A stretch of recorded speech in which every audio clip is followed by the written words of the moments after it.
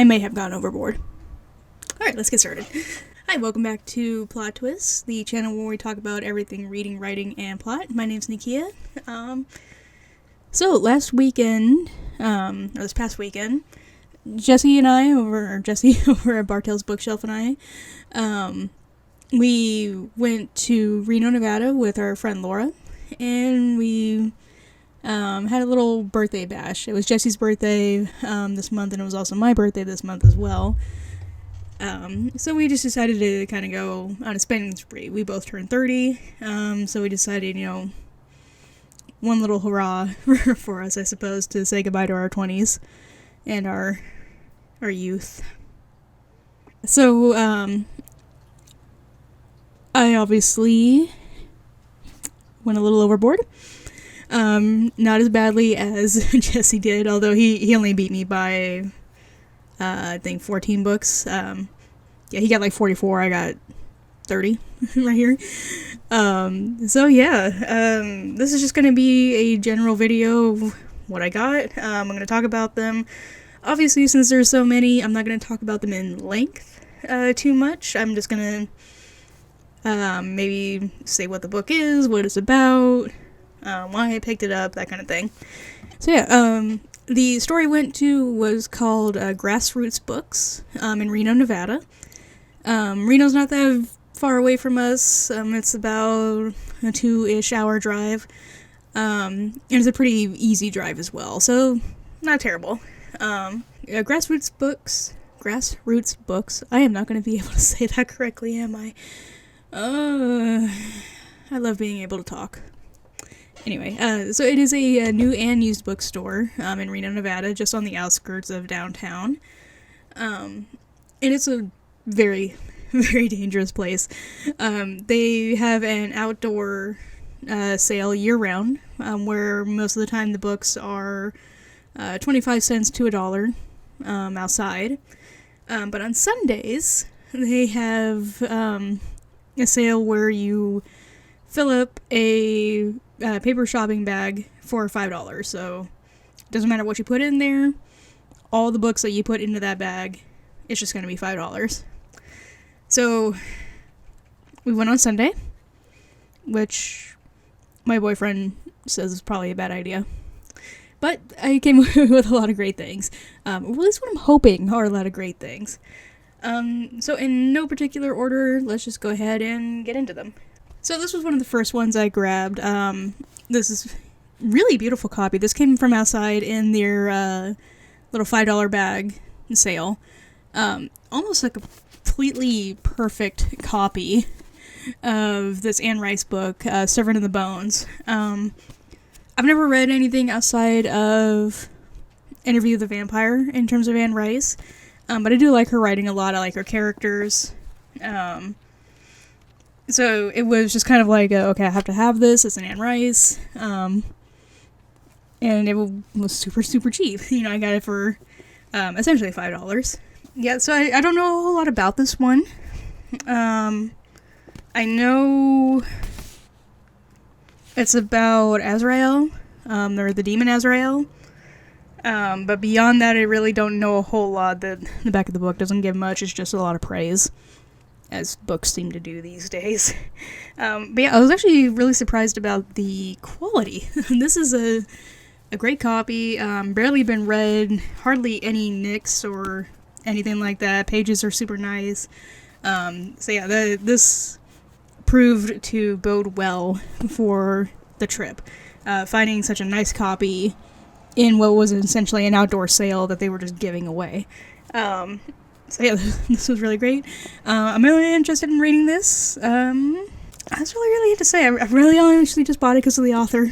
I don't know anything about this book, but I wanted it, so there we go. So another place we ended up going to, we also went to the local Barnes & Noble in Reno, Nevada, just because it was a huge store. It was a 2-story. We're not used to that. We're used to one story that doesn't really have a lot. They didn't have any more, per se, than your average Barnes & Noble, but it was a lot more spacious, and it was a lot more comfortable to browse around in. So we spent a lot of time there. This is one of the books I got, The Book of Accidents. Jesse actually bought this book as well. And he went into far more detail about it, so I'll let him take the cake on that. But yeah, it's creepy, or it sounds creepy. So I'm really interested in it. Actually, Jesse kind of sold me on it. He was telling me about what it was and all that. So Jesse was the one that sold me on this. And this were buy one, get one 50% off, so I ended up getting this one, The Hunger, by Alma Katsu. I think is how you say her name. This is actually about the Donner Party. If anybody knows anything about Nevada, and the Sierra Nevadas in California, the Donner Party was a very famous party. A group of travelers coming to California. I think that's what they were trying to do. They were trying to cross the Sierra Nevadas to get into California. And tragedy struck. So they went like the dead of winter. And unfortunately they were crossing the only place in California that sees any major snow. Side note, that's not true. There's a lot of places in California that see a lot of snow.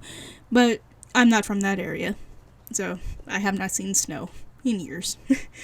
So anyway, so this details some eerie events that happened around the Donner Party's tragedy. To continue on with their tragedy, very famous story, if you haven't heard about it, they did end up cannibalizing each other because the winter was so bad and it was just hard going. They couldn't get anywhere for days. Very few survivors. Yeah, so this is a fictional story about the Donner Party, and some creepy stuff that happens there. I've always loved this kind of thing. I love ghost stories, especially centralizing around California, or the nearby area as well.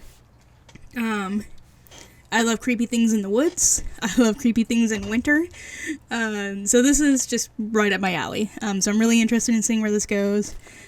As usual, I, of course, said hello to these books, as I do. So I did read the first couple pages, and I was hooked right away. And, I didn't even notice this. So they actually have a map that the Donner Party took, and where they eventually succumbed to the harsh climate that they had to endure. So, it's a really interesting story, by the way, if you have not heard about it. It's very famous. I don't know a lot of people who haven't, but hey, some people just don't. We were forced to hear about it in school when I was a kid because we live in California and this happened in California. So we had to hear about it. But I loved it ever since then. Another book I got at Barnes & Noble was Day Zero. Jesse talked about this one as well in length because he also bought a copy of it. All three of us did, actually. Because Laura found this in San Francisco in one of the bookstores, but they wanted way too much money for it. It was like a used copy, but they wanted a new price, so it was kind of insane. But ever since then, we saw if we wanted it, and then we came to Barnes & Noble and we saw that they had paperback copies, so we all just grabbed it. This is a really interesting story about a robot zombie tiger nanny. It's trying to protect his boy, or its boy, and it just sounds wild. The tiger's name is Pounce, and I don't know how much more better you can get. So this is Day Zero by C. Robert Cargill? I'm gonna go with Cargill. But yeah, it just sounds like a wild ride. I love this cover. I love this tiger. Look at this thing. It looks so wild. And I believe it's told in the perspective of the tiger. At least that's what it sounded like at the beginning. So I'm just really excited about this one. This one might be on my start soon list if Jesse and Laura don't want to do a buddy read with it. I'm sure we'll all eventually read it, though. Alright, so the next book I got was back at Grassroots. This was The Last Road by K.V. Johansson? I think is how you say that last name. Not sure. This sounded a little wild too. I'm a little cautious about it, and I picked it up because I was cautious. The prices at Grassroots are amazing. This was one of their quote-unquote brand new copies. So it was a new copy that they gotten in, but they had priced it down to about like $6, $6 or $7, I think this was. So yeah, their prices are insane if you like good prices. Hardly anything there that wasn't brand new, like straight from a distributor. It was really hard to find things that were over $10 there. So yeah, amazing prices. This one is interesting. It's set in a world. This one is about an undead consort to a god. So the gods are dying, and a few different people come together to try and save them. I'm a little concerned that this is going to be a bit more about how religion is good. Not to say that religion is awful or anything like that, but it just... This seems like it's going to be a we all need religion kind of esque thing. I have another book in this pile that's like that as well, that I'll get into. So yeah, I'm a little apprehensive about it, but that's kind of why I bought it too. So I like to challenge myself when I can, and I do like medieval books with like religion and stuff like it, where the gods are doing stuff, or God is doing stuff, and you have the characters that are like fighting for God, or fighting with God, or against God, or whatever. So I'm really interested in seeing where that goes. I did start reading this one as well. It didn't really grab me right away. But that's not necessarily a bad thing either. Sometimes they don't grab you right away, but then they become amazing stories later. This is also published by Pyre. I don't know if you can see on the back there, Pyre's logo. They're quickly becoming another favorite publisher of mine. I did not know I had favorite publishers until Jesse was over at my house and he pointed out how many Orbit books I have. And I'm sure you could tell already. I bought a couple more Orbit books. So apparently I like Orbit quite a bit. And then Pyre seems to be adding to that list as well, because it's gotten to the point now where I see the logo and I immediately pick up the book. I'm not sure why. I know The Last Sun by Katie Edwards is one of my favorite books, and that was published by Pyre, so that could be a reason there. Now this book was interesting. I believe this was a local author. But what I liked a lot was it was an indie author. So this is by Gavin Black. It's called The Crop Burner. The story is a pretty typical story. Magic is outlawed. And then you have the main character is kind of ostracized for being magic, and things like that. So it's really interesting. Oh yes, raised in Reno, Nevada. This was a local author to Reno, Nevada. So this was interesting. It was a little on the pricier side. It was about $11 for this one. But this was also autographed. It was a local author. So I really appreciated that Grassroots Books was really supportive of their local authors. They were willing to stock the books for them.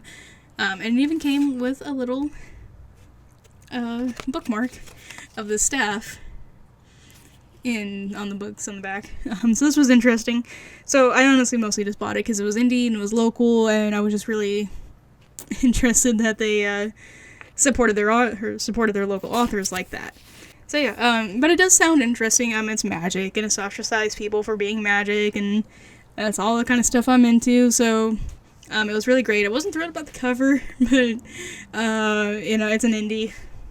So what can you do? Alright, so the next one I got was Catacomb. This is an asylum novel. Now, I have not actually read these books. I have the first two in the series, I believe. Yes, Asylum and Sanctum. I have not read them, but their premise sounds amazing. There's also another reason why I bought this and why I'm getting into this series. I am terrified of old Victorian asylums. I don't know why. I don't like abandoned asylums. specifically asylums. And so, like, abandoned hospitals, anything in the Victorian age, I don't like it. I don't know why. It freaks me out. If I play video games set in them, I am terrified the entire time. So I wanted to get these books, specifically Asylum, mostly because they're young adults, so they're not going to be, like, insanely graphic or anything, which isn't my problem. I really don't know what my problem with Asylums is. They just creep me out. But I'm hoping it will get me to that edge of creepy, but still be fun, and maybe make Asylums fun for me. But we'll see about that. But anyway, so that's why I bought it, Catacomb. This was out in the $5 area, or the $5 bag sale. And again, pretty much perfect copy. Like, there is nothing wrong with this book at all. There's no pages ripped, the cover's perfect, so, yeah, so it was really, really interesting seeing how many perfect books they had, in that sale. So this one was actually inside, and they have another, type of sale inside the store, where any unstickered books, so anything that doesn't have their pricing sticker on there, if it's a paperback, generally it's $1.99. If it's a hardback, it's $3.99. That varies between genres too, but not by much, I don't think. So this one was unstickered. It was Wicked Saints by Emily A. Duncan. And I've heard so much about this. I've heard it's amazing. And I love the concept already. You know, it's your very, I'd say, typical young adult kind of deal, between beauty and bestiality. Beauty and brutality. Not bestiality. So it's 3 different stories merging together, which is really interesting. I like people who seem like they would never meet up in their day-to-day lives, having to come together for a common good or a greater good, I'll say. And that's pretty much what this is.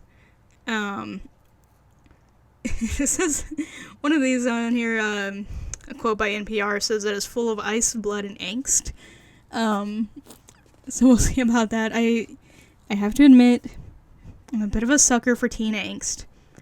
I don't know why, because in real life it annoys the crap out of me. But for some reason in books, it lets me let out my inner tingsty? Lets me let out my inner angsty teen. I'm gonna go with tingsty. I'm gonna call that something new now. So yeah, it's just really, I don't know why I like it in books but can't handle it in real life. I have no idea. I guess it's kind of like liking villains in books so much but hating people in real life.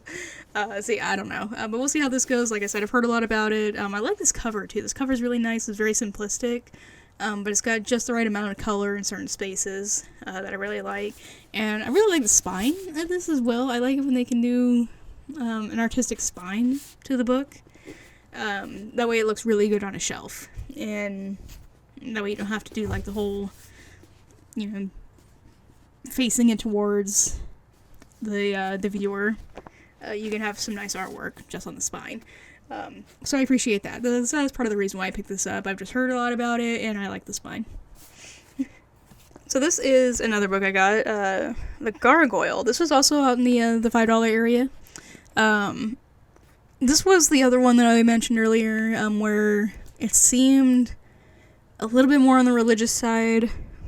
So this one is actually interesting, though.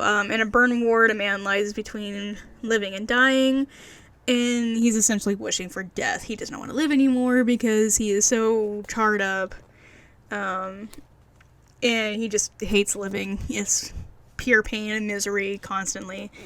And then a woman walks in from the psych ward upstairs and claims to know him, and she starts telling him stories about their lives together.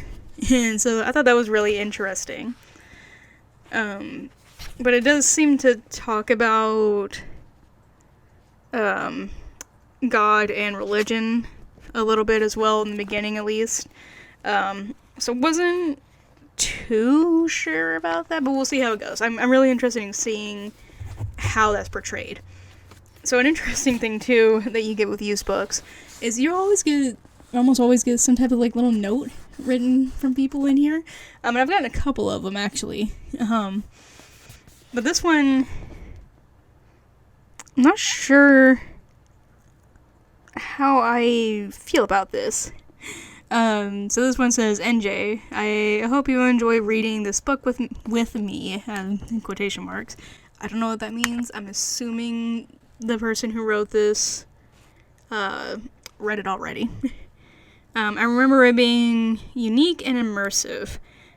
I hope it serves as a good way to fill any extra time in the house over this next part of the new year. Stay safe. Merry Christmas. Love, Tiffany? I have no idea what this is. Like Tievney. It doesn't matter. P.S. I loved reading Educated, despite its bizarre and teeth-grating parts, or because of them. It had a great message. And was so well written. So I'm really interested in what Educated is. I don't know who it was or who it's by or anything like that. But I love getting these kind of notes in these books, because you can just see what the previous owner loved about it, hated about it, why they gave it to somebody, things like that. But that's also a double-edged sword because you're a heathen if you write in your books. I say that even though it's not really true. You write in your books, I don't care. I just hate it when people like mark up in the book and you get the highlighted sections or the pen or whatever. But these little notes in the beginning, those are fine. I like those. Alright, so another book I got, again, from the $5 area. Look how nice this is. This is such a good... Who was this? No, I'm sorry. I'm an idiot. This was from Barnes & Noble. I'm intelligent. This is by David Dalglish, another author that I'm quickly becoming very obsessed with, despite having only read one of his books. I read Soul Keeper, fell in love with it. I am currently reading The Raven Caller, which is the sequel to Soul Keeper. But I fell in love with it. I love the writing. I love the imagination that he has. I went out and got his Skyborn series. And then I got another series of his, like a full series. And then I saw this, and I believe this is new for him. Let me see what the copyright is on here. Oh, I'm sorry, it was the Shadow Dance series that I got. And then the Seraphim series. Let's see here, copyright, first edition, April 2022. Yeah, so this is brand new from him. So this just seemed incredibly interesting. Cyrus was 14 when his country was invaded, his gods slain, and his parents, the king and queen, beheaded in front of him. So that, I'm already into it. I love displaced princes. I don't know why, but I love that kind of stuff. So honestly, I didn't really need that much else to go with it. But I really liked this line as well, that they have this little tagline. It says, every shadow hides a truth, every hero hides a lie. I like that. I love characters. I love morally gray characters. So I'm really interested to see what kind of lies Cyrus is hiding, if any, or if whatever hero he comes across is hiding a lie or something like that. So that just got me, and I had to get it right away. So I honestly don't know a whole lot about it, but I like this author, and it just sounded amazing. So we'll see how that goes. Okay, so I'm sorry, I have to go back. This was actually the other book that had the religious undertones to it. So this is The Sword by Brian M. Litvin, I think. So this is book one of Shiva's trilogy. So this is book one of the trilogy. This is really interesting. So it's also very topical. So a very deadly disease has wiped through the world. along with colossal nuclear war, have and has all destroyed the modern world. The surviving people have returned to the age of swords and horses, and they're just living their lives. Christianity has all been forgotten, as it seems. Yes, Christianity has been forgotten until a mysterious book is found.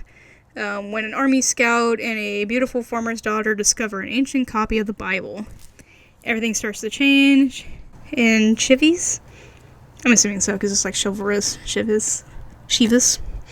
As old beliefs give way to new faith. So this seems like it's a rise of Christianity again. I'm not sure how I feel about that. Just because it seems like a little bit like, yeah, Christianity's the hero, that's gonna save us, and that kind of deal. But I also don't know exactly how that's gonna go. You don't get a whole lot of time in these blurbs. So sometimes the author just doesn't have enough time to fully explain what that is. And most of the time you don't want them to fully explain, because otherwise why read the book? So that's another reason why I decided to get this. Just because it was gonna push my mindset, it was gonna challenge my way of thinking. The writing so far is a little bland. I'm a little worried that that's gonna be an issue for me, but we'll see. But I am really interested in reading this, purely for the challenge that it proposes. This was in the $5 sale. I'll be honest, I barely looked at it. I just saw the name Kenneth Opel. I love the Silverwing series that Kenneth Opel had, the Darkwing series as well. So I just saw a Kenneth Opel book and I said, okay, this is mine. But apparently what this book is about is a boy named Ben Tomlin brings home a new baby brother, an 8-day-old chimpanzee. And then he has to live with his baby brother being a chimpanzee. So it just seems a little wild. The chimp's name is Zan. Chimpanzee, I guess. And apparently he must be raised exactly like a human, so he has to learn sign language in order to talk. And apparently it's all part of a project that his parents are a part of.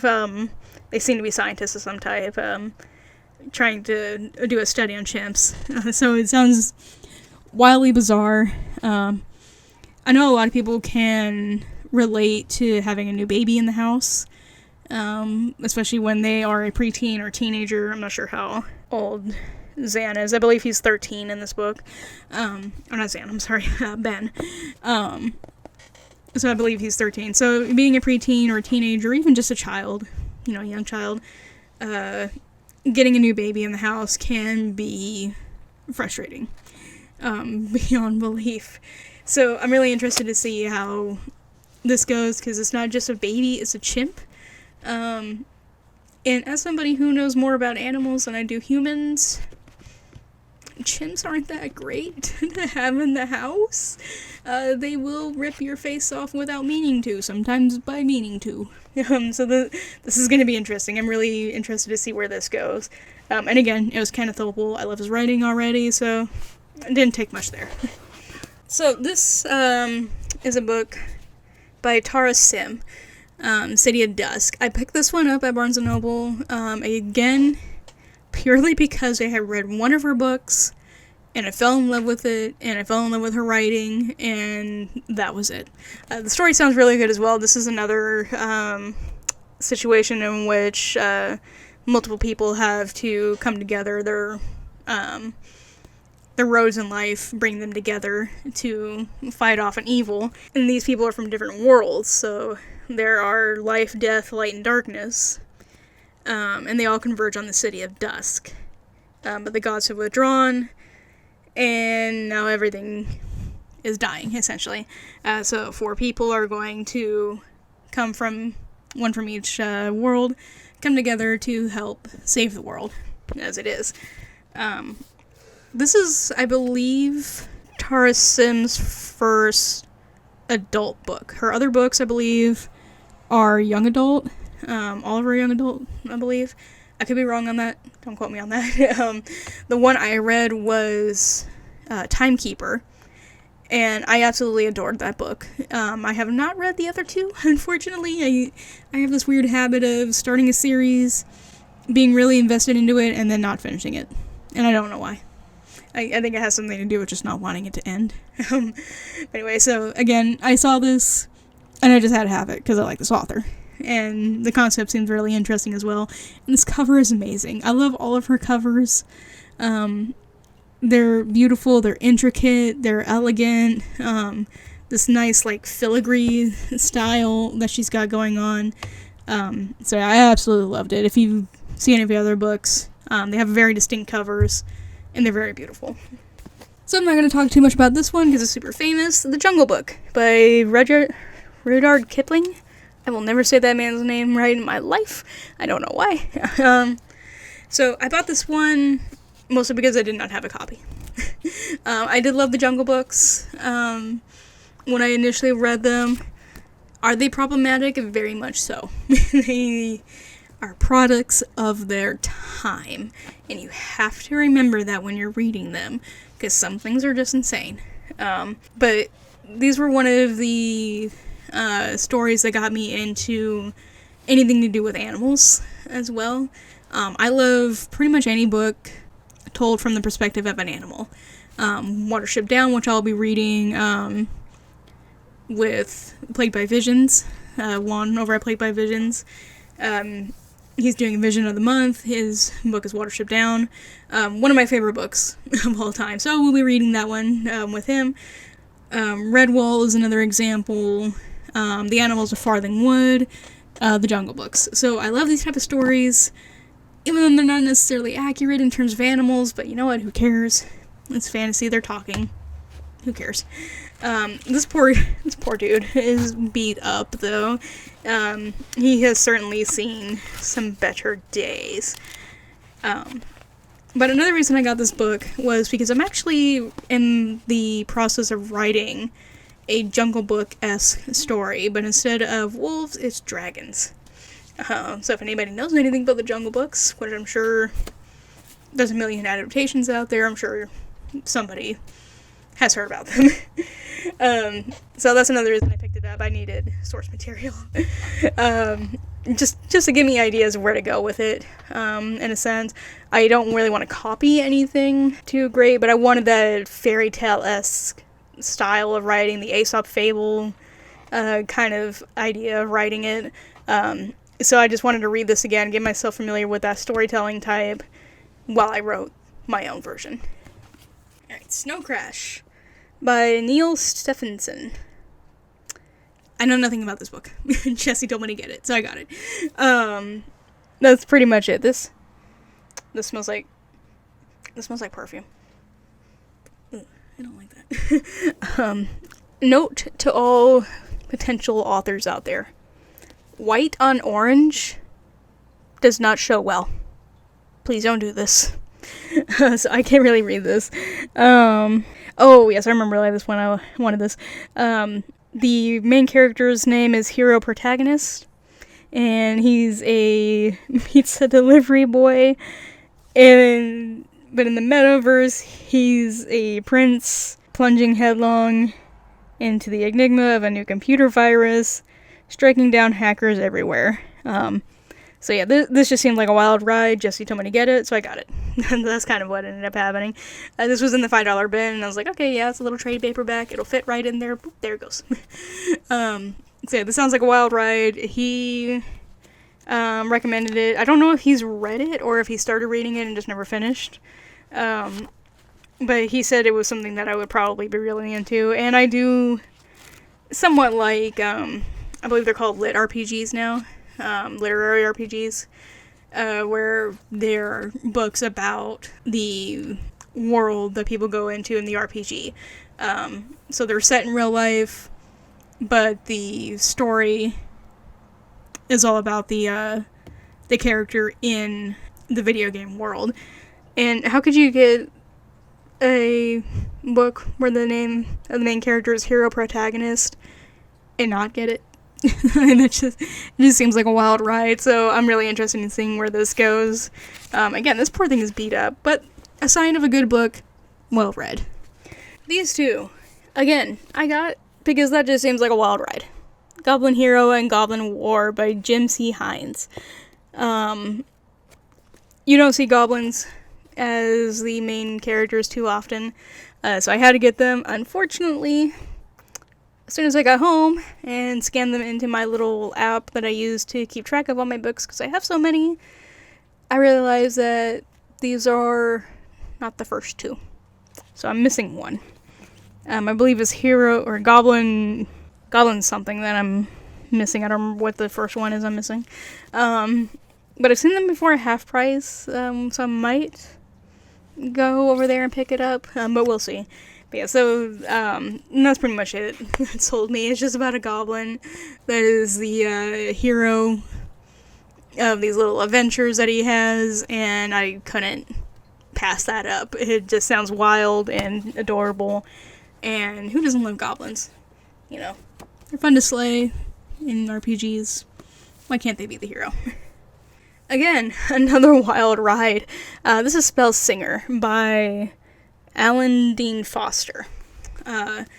This one is about a rock star that gets plucked from his cannabis-filled campus in a room in LA and whisked into a world of disarming beauty and savage violence.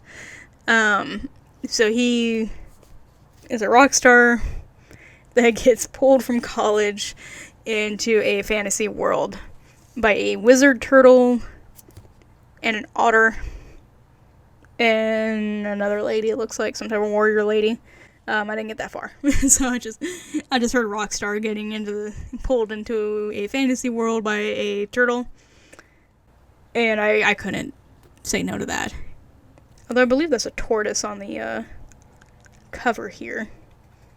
But I won't get into specifics. But what I really love is he seems to have drawers in his shell, which I thought was really creative. He seems to have like notes and stuff in here, and he's a little wizard, and that sounds adorable, and I needed this. So that's the main reason I bought this thing. Again, it was in that $5 sale, little trade paperback, so it fit perfectly in the bag, and I didn't have to worry about space. Stolen Magic by M.G. Putney? I'm gonna go with Putney. This one, I don't really remember too much as to why I picked this one up. Okay, it's about rogues and fae and magic, so that's probably why I picked it up. I believe Jesse also suggested this to me. I don't remember if he said that he's read it or not. Jesse, you can let me know if you did. But it seemed like it was pretty interesting. It's got a unicorn on the cover. The cover's not that great looking. But anything with rogues and fae, I'm usually into. So that's probably why I picked this bad boy up. I don't know much about it. It seems like an older copy. It's a Del Rey book, so it seems pretty old. But yeah, I don't really know much as to why I picked this up. Maybe my inner preteen unicorn girl was just like, ooh, pretty unicorn, gotta have it. So yeah, I'm not entirely certain. The story sounds pretty simple, pretty great. Rogues and fae coming in to join forces and defeat an evil guardian. In the process, unleash some more ancient magic of passion. So this seems like it's a fantasy romance. I don't mind fantasy romance. I actually like fantasy romance quite a bit. So we'll see how that goes. Alright, so I'm going to try and fly through these as much as I can. So this one, I got Hero Born by Jin Young. This is something that Jesse wanted to read really badly. And I like samurais and fantasy, so I wanted to read it as well.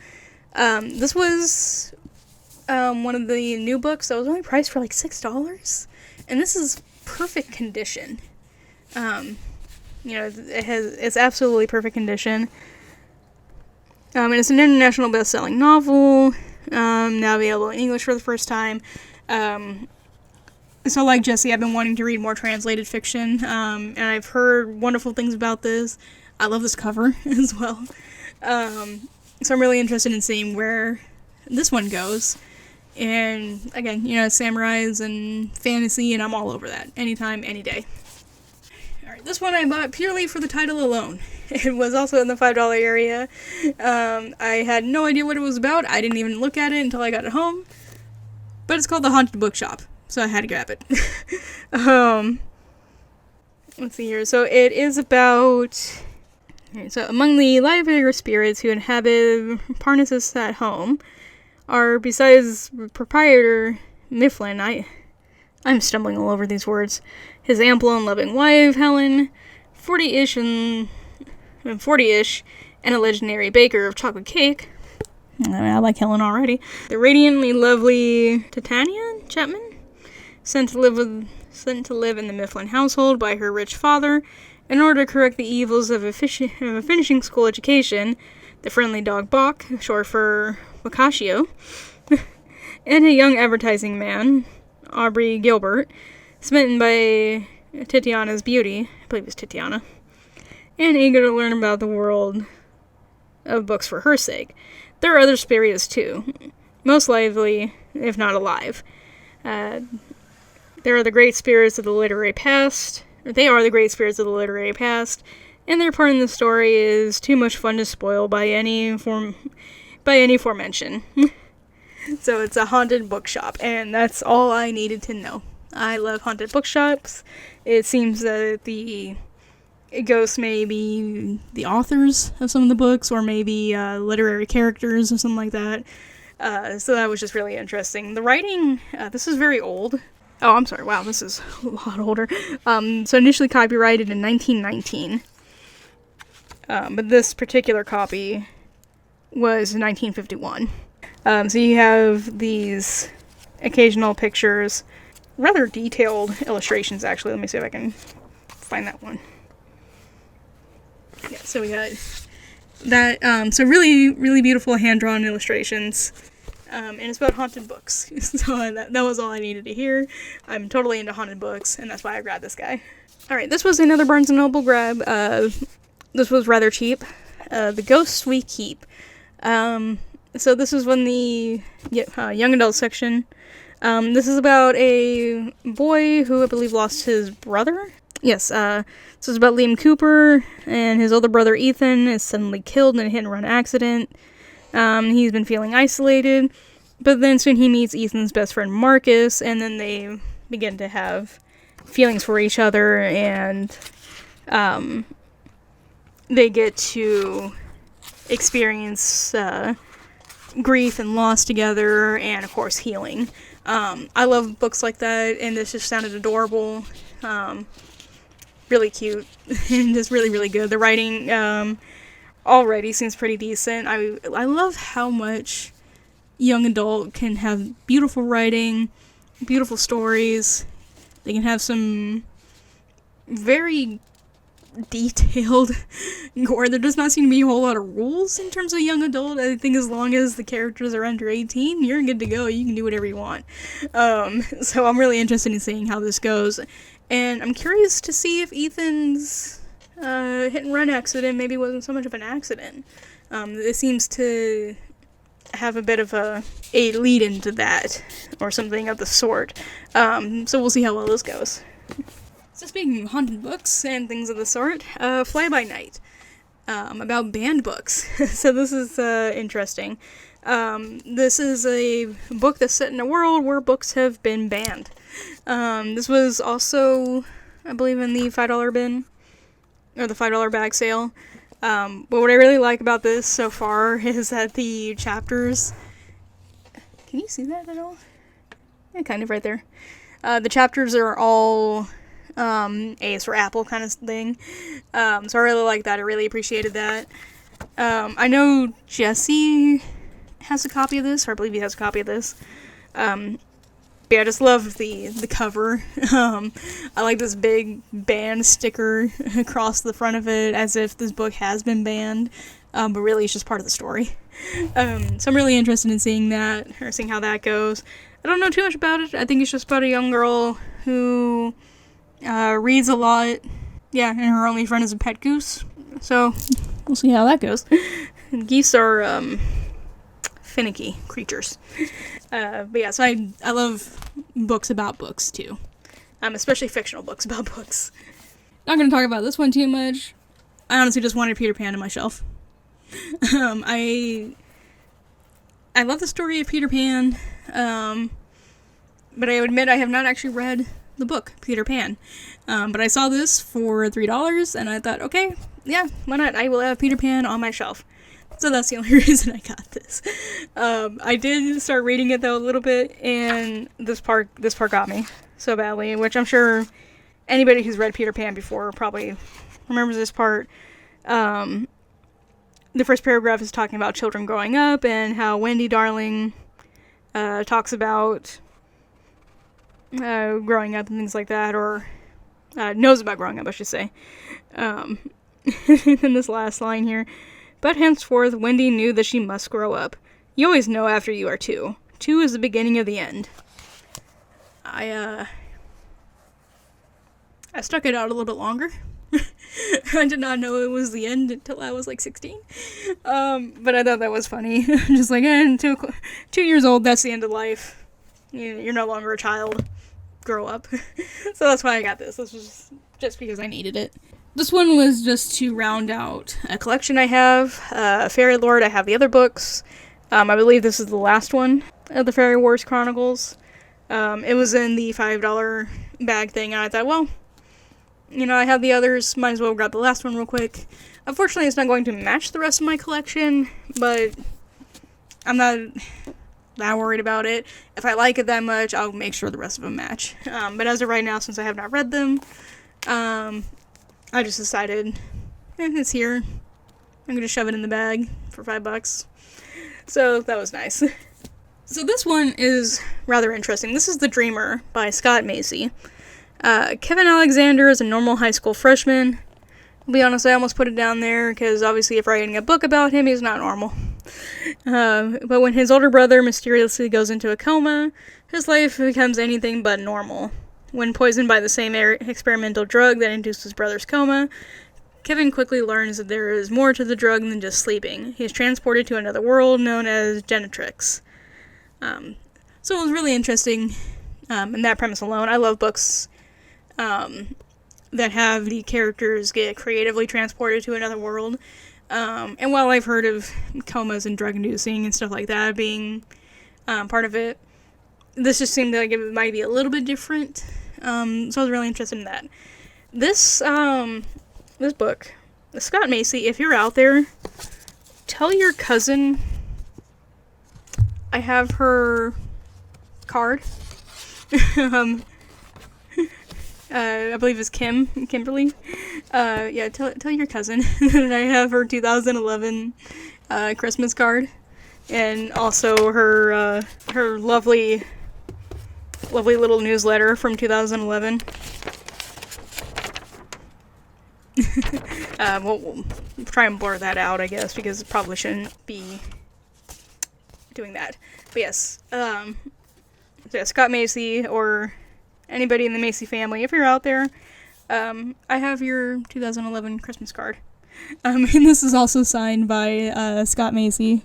If you can see it, for Sydney, Tacos, Scott Macy. So I thought that was rather adorable. Again, with used books, you just you never know what you're going to find in them. So the Christmas card told a whole little story. I know a little bit about the family. I know a little bit about the person who read this before I did. So I was kind of excited about that, actually. It was really sweet.